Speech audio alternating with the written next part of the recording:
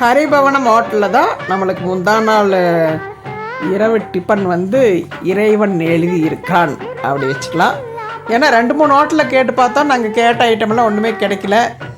என்னென்ன கேட்டோம் அப்படின்னு கேட்டாக்கா நாங்கள் ஒன்றுமே கேட்கல. சப்பாத்தி, தோசை அல்லது ரோஸ்ட்டு, இட்லி, சட்னி, சாம்பார் இது மாதிரி கேட்டோம். ஏன்னா கொஞ்ச நாளாக வந்து சித்த மருத்துவத்தில் மருந்து சாப்பிட்ருக்கிறேன். அதனால் இதெல்லாம் வந்து நிறைய ஐட்டங்கள் நான் தவிர்க்க வேண்டியதாக இருந்தது. தொடர் சளிக்காக, அப்புறம் முட்டி கால் வலி பற்றி சொன்னேன். அதனால் இந்த 2க்கும் சேர்த்து மருந்து கொடுத்துட்ருக்காங்க. அதனால் இதெல்லாம் நான் தவிர்த்து சாப்பிட்ருக்கிறேன். 10-15 நாளாக நான் நான்வெஜ்ஜு தொடவே இல்லை. அதாவது ரொம்ப விரும்பி தொடர்ந்து எதையாவது ஒன்று பண்ணிக்கிட்டே இருந்தாலும் அப்படியே நம்ம வாழ்க்கை போகும் இல்லை, நம்மளால் நிறுத்தவும் முடியும் அப்படிங்கிற மாதிரி அதை நினச்சி கூட பார்க்காத மாதிரி மறந்துடுவேன். அது மாதிரி நான் மறந்துட்டு நான்வெஜ்ஜை, அதாவது கறி குழம்போ சிக்கன் குழம்போ ஏதாவது ஒன்று ரெடி ஆகிட்டு இருக்குது அப்படின்னு சொன்னாக்கா ரெடியாகிறதுக்கு முன்னாடி நான் முதல்லையே டேஸ்ட்டு பார்க்குறங்கில்ல 2-3 டைம் சாப்பிட்ருவேன்.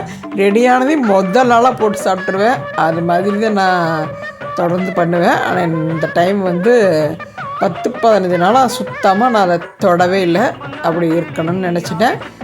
அது அப்படி இருந்து என்ன பிரயோஜனம் அப்படின்னு எனக்கு இப்போ தெரியல. என்னென்னு கேட்டாக்கா, இவ்வளோலாம் கழிச்சிருக்கிறேன். மைதாவில் கழிச்சிருக்கேன். நிறைய ஐட்டத்தெல்லாம் அவங்க தவிர்க்க வச்சுருக்குறாங்க.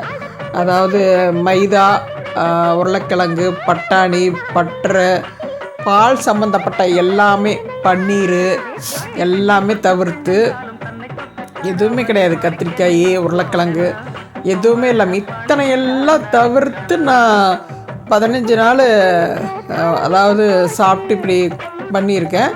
ஆனால் வெயிட்டு வந்து ஒரு துளி எந்த ஒரு எதுவுமே குறையவே இல்லை. வெயிட்டு குறையவே இல்லை. ஆனால் எனர்ஜி மட்டும் குறைஞ்ச மாதிரி இருக்குது. அது என்னன்னே தெரியல. சத்து குறைஞ்ச மாதிரி இருக்குது, வெயிட்டு குறையவே இல்லை. இதுக்கு ஏதாவது விடை இருந்ததுன்னா யாராவது சொல்லுங்க. இதுக்கு என்ன பண்ணலாம்னு ஏதாச்சும் உங்கள்கிட்ட ஐடியா இருந்தால் சொல்லிட்டு போங்க. அது மாதிரி பண்ணி பார்க்கலாம். அதாவது இவ்வளோ கட்டுப்பாடாக இருந்து ஏன் வெயிட்டு குறைய மாட்டேங்குது அப்படிங்கிறத சொல்லுங்கள். என்ன சாப்பிட்டா வெயிட்டு குறையும், என்ன சாப்பிடாம விட்டா வெயிட்டு குறையும், அதையும் சொல்லிடுங்க. யாருக்காச்சும் தெரிஞ்சால் சொல்லிட்டு போங்க. அது மாதிரி இன்னைக்கு போச்சு. அதாவது டீ காப்பியும் அப்படிதான் ரொம்ப விரும்பி குடிப்பேன்.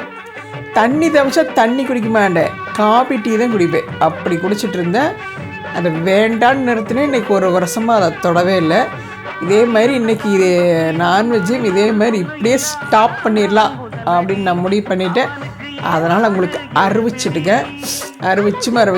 ஏன்னா மறுபடியும் இப்படி சொல்ல முடியவே இல்லை. வெளிப்படையே நான் சாப்பிட மாட்டேன் அப்படின்னு சொல்லி போட்டு மறுபடியும் சாப்பிட்லான்னு அது வேண்டான்னு நான் மனசார நினச்சிக்கிட்டேன். அதனால் நான்வெஜ்ஜை கூட முழுசாக விட்டுறேன்.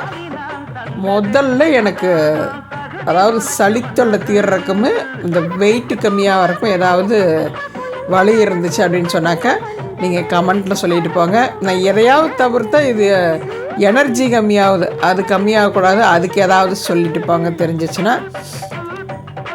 ஆமாம். அப்புறம் மற்றபடி நாங்கள் என்ன ஹரிபவனில் என்ன சாப்பிட்டோம் அப்படின்னு கேட்டாக்கா, இது கோதுமை பரோட்டாவும் கோதுமை ரொட்டியும் சாப்பிட்டோம். அதுக்கு வெஜ்ஜு குருமா கொடுத்துருந்தாங்க. அதை வச்சு சாப்பிட்டு வந்தோம்.